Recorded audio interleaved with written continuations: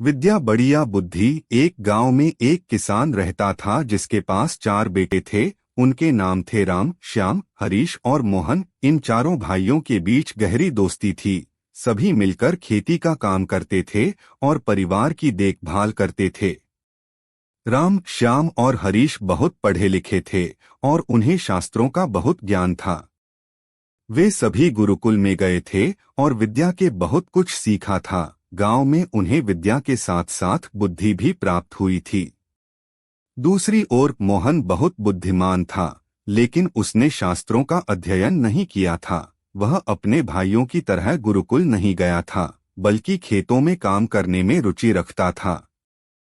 उसके पास खेती के मामूले तरीके से बेहतर और अधिक उपाय थे, जिससे वह फसलों को ज्यादा उत्पादक बना सकता था।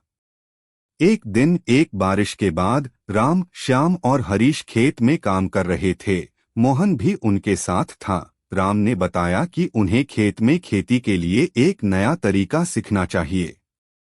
श्याम ने कहा कि उन्हें पानी के संचय के लिए एक नया तरीका सीखना चाहिए। हरीश ने कहा कि उन्हें बढ़िया खेती उपकरण बनाने का तरीका सीखना चाहिए। मोहन ने दिलचस्पी से सभी की बातें सुनी।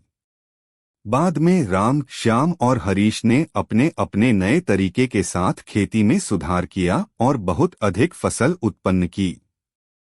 मोहन ने खेत में पानी को संचय करने का नया तरीका अपनाया और पानी की बचत करके समय और श्रम बचाया। वह बुद्धिमान तरीके से फसलों की देखभाल करने में सक्षम था।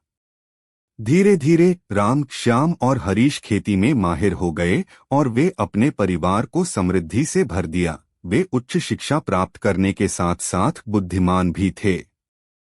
इस रीति से उन्होंने अपने परिवार के भविष्य को सुरक्षित किया। इस कहानी से हमें यह सबक मिलता है कि विद्या तो बड़ी है, लेकिन बुद्धि का महत्व भी अपना है। विद्या बिना बुद्धि के अधूरी होती है।